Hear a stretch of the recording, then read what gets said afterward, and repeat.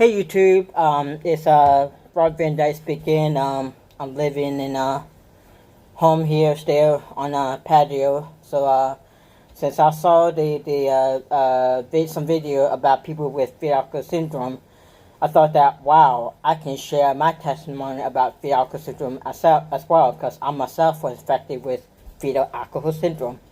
So one thing I'd like to share to you is like how to know if it's real for someone to have, and how to know what the truth is behind it. But as some of you may know, fetal alcohol syndrome is a pregnant woman, a mother that been drinking alcohol while having a child before it is born. So it depends on how much woman drink. It depends on how the baby is affected if it survived to be born. And so there's other diagnosis to come with fetal alcohol syndrome. For me, when I had longer hair, I had some curly hair. Where my hands are, I have a deformed hand. I guess you can say it a little bit as cerebral palsy or not fully developed. So there's a lot of things in my body that wasn't fully developed into the kind of situation. And so, so when I was born, I don't know how affected I was from what I've been told. To tell the truth, I'm not sure if it really is the truth. I've just been told I have it. But because I've been claimed to have fetal alcohol syndrome and a lot of things that comes with it, I've been diagnosed with fetal alcohol syndrome with mixed chromosome, which is the reason why I couldn't take medication, which nobody knew. For 30 years I was on it. And I also have come with ADHD, which a lot of things are common with fetal alcohol syndrome with ADHD. So there's a lot of things I want to share to you from my behalf of the story, and how they ever come through all this, of how I survived from it in the situation I've been through. So I was growing up in that special education, and as I mentioned before, I was loaded onto medication. So how I behave right now for how I behaved 20 years ago is huge. People have known me as to grow up into the kind of environment.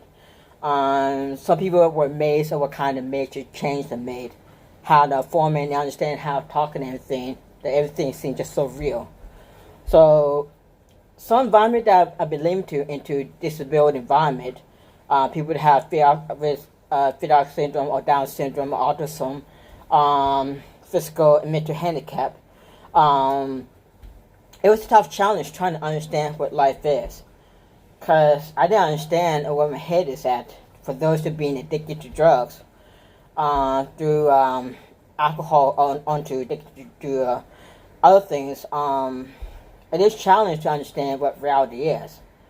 So how could people understand what reality is before and after?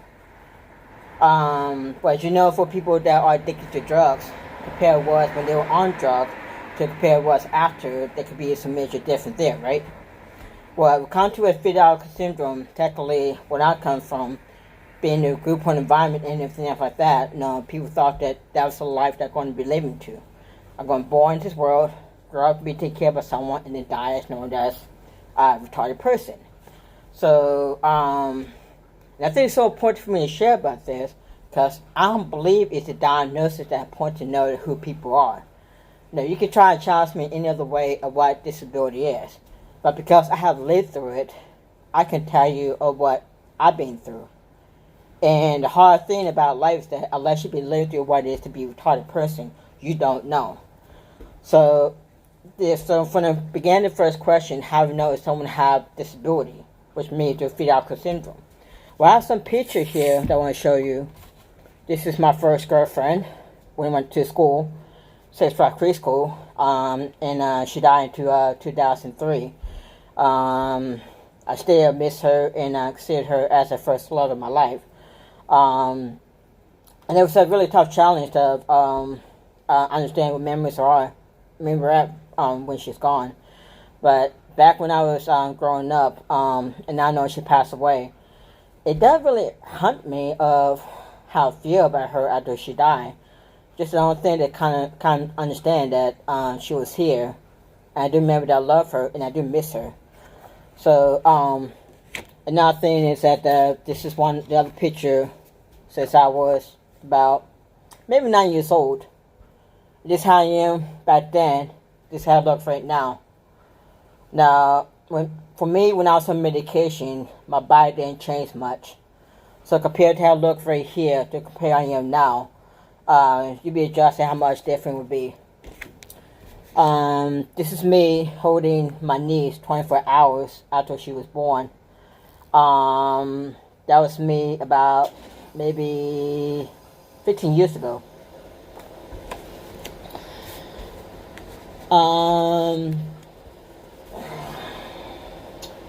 So this is one of the last picture when I was a player on the Challenger League disability for a baseball player.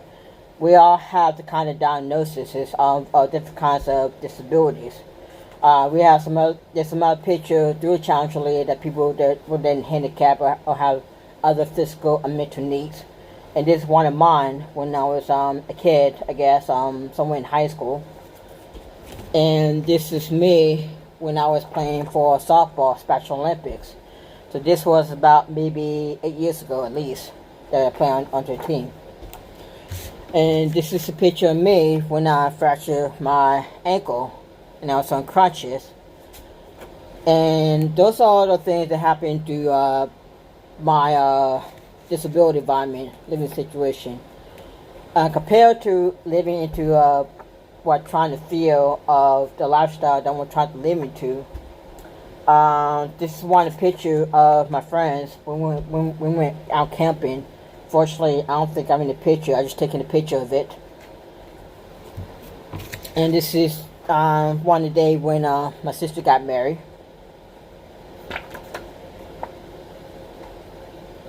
I apologize. That's not it. This is a picture of golly.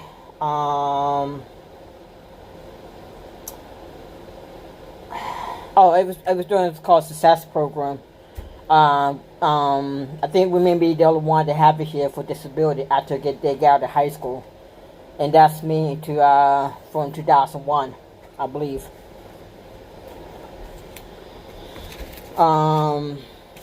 So one thing I love to do during my precious time is try to figure out how I'm going to learn all this.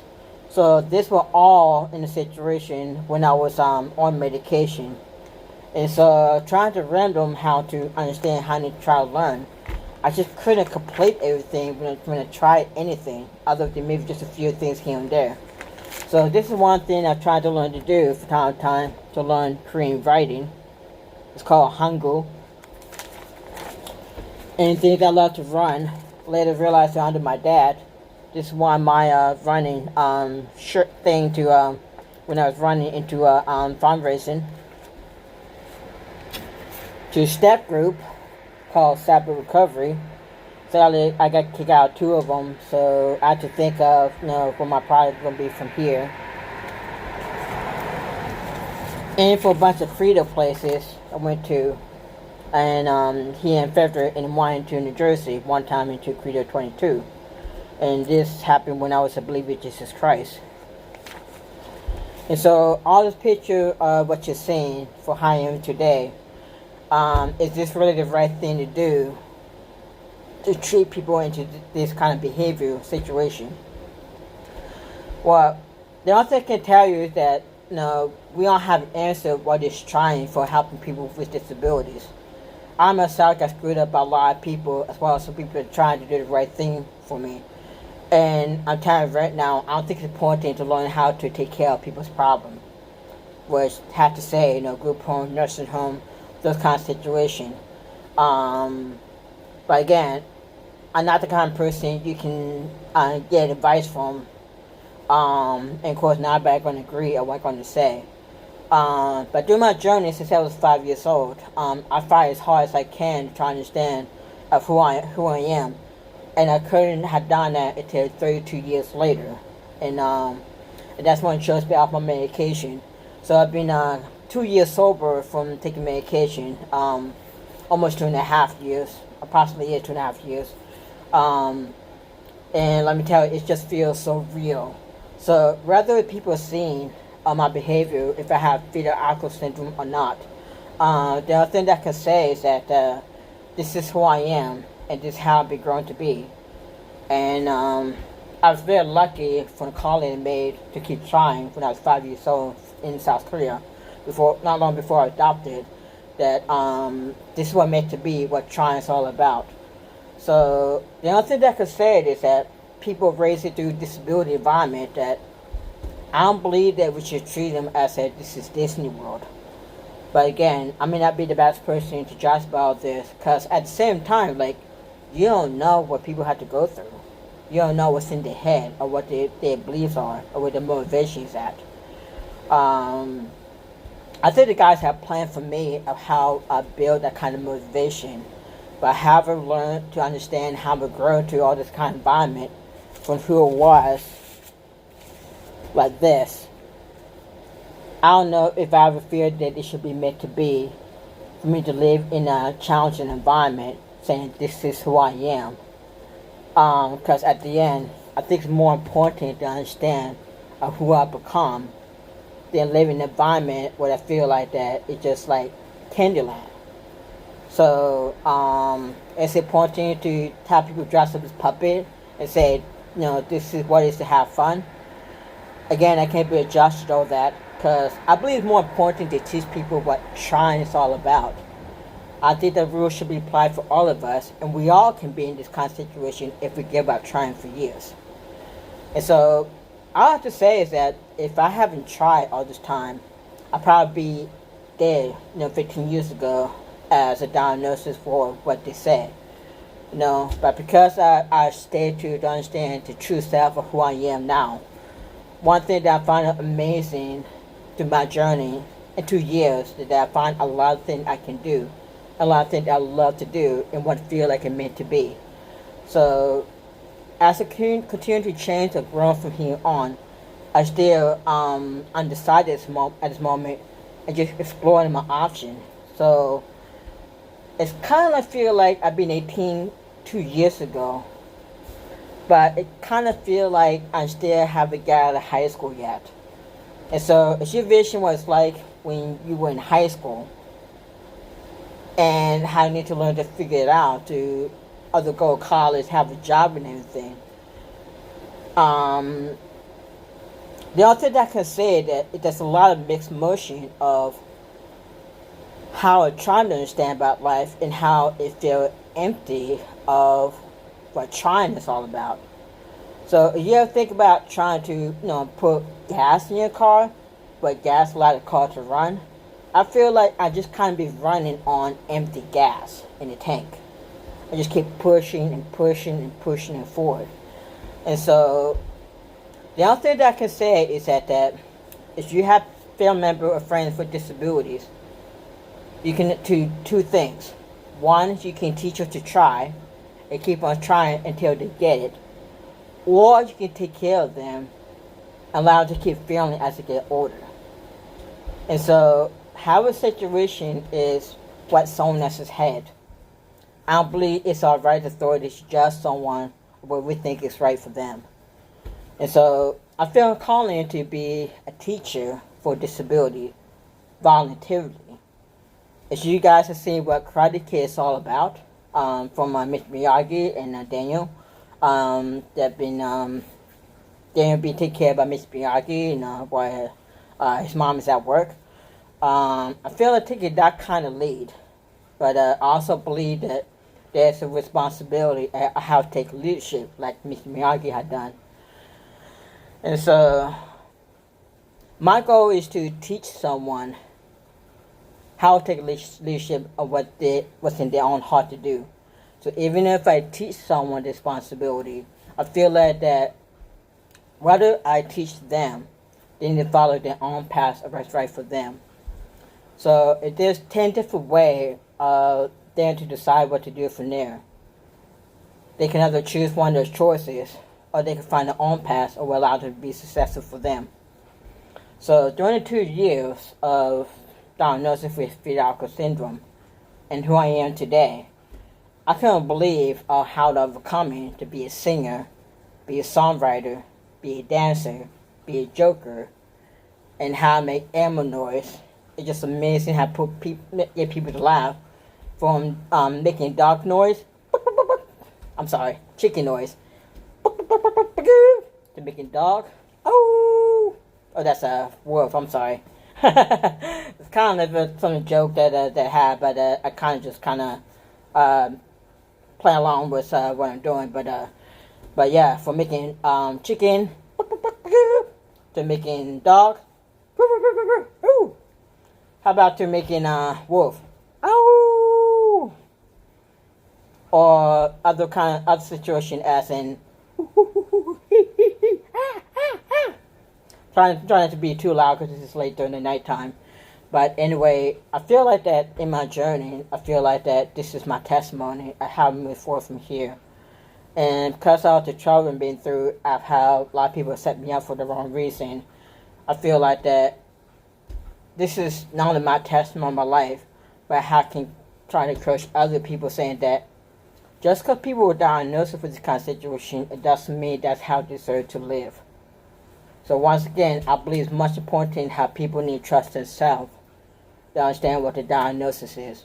Because you believe what the diagnosis is more important to understand who they are. That technically I believe they will put people down from it.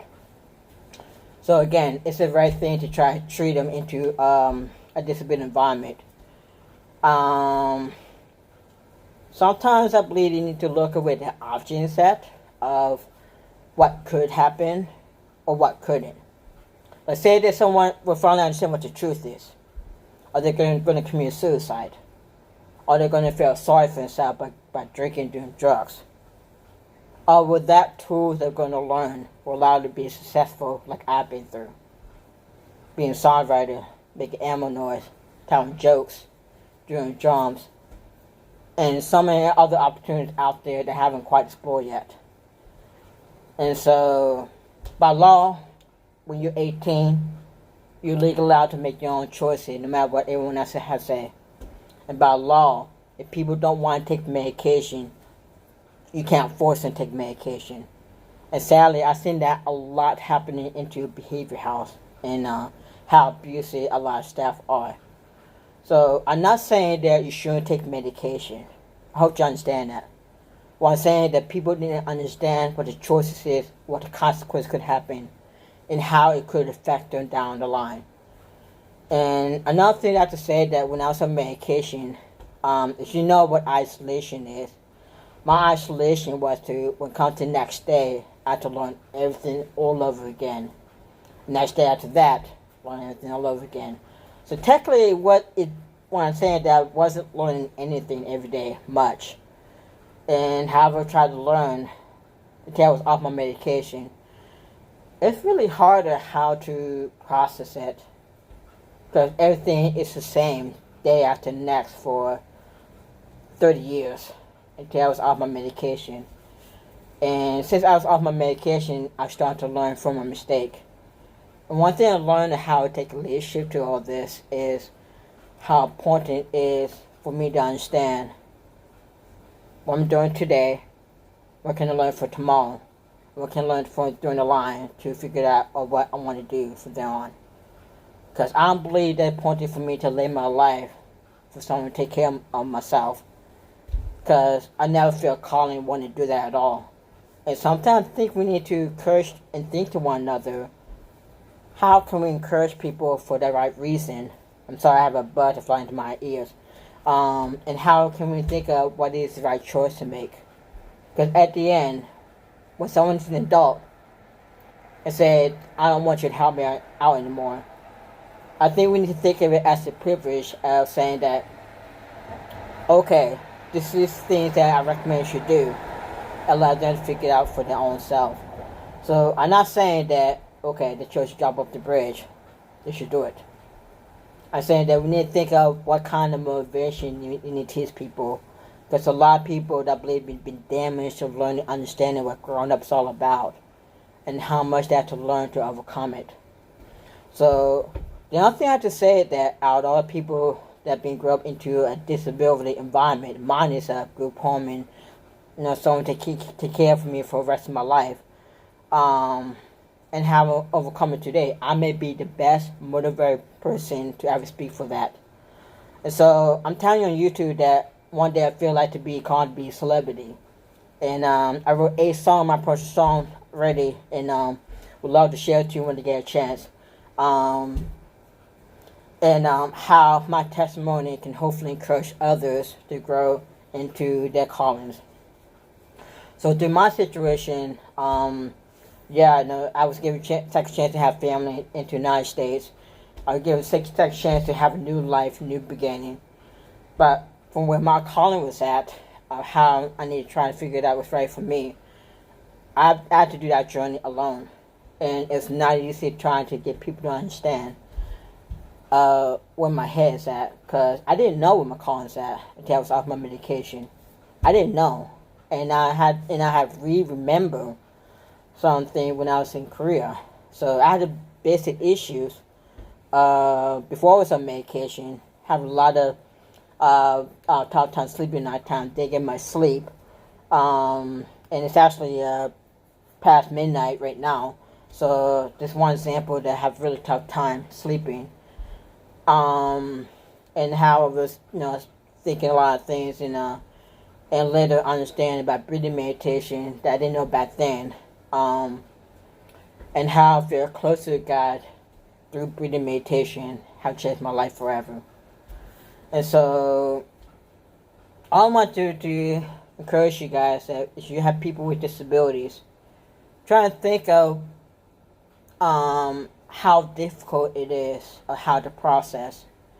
And again, this is no joke of how people live, and I believe it's a lot of people that could have a gift, but would not be able to understand how to reach out to it.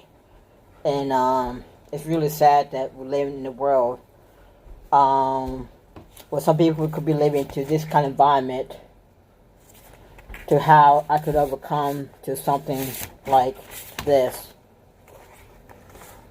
and chose to do this to honor my dad, because my dad was a runner. So yeah, so just something to think about, that when you think about someone's diagnosis, most of you guys not going to understand about, because you've not been to their shoes. And would they be able to explain what that life feels like? I couldn't understand how to explain it until I was off my medication, because I had to learn everything what communication is about. I had to learn how to explain details. I had to learn how to be mindful about things, how to control my emotion, my anger. And sometimes I had to learn how to bite myself and say that it's not the right time to talk about things. And no matter how much I want to share everything, and realize that, whoa, I mean, people don't want to listen to me. That's part of learning growing up of my journey with ADHD, with Friedreich's syndrome, and I tell you, this has just been not an amazing journey, but a lifetime to learn. So, thanks guys, appreciate it. See ya, bye.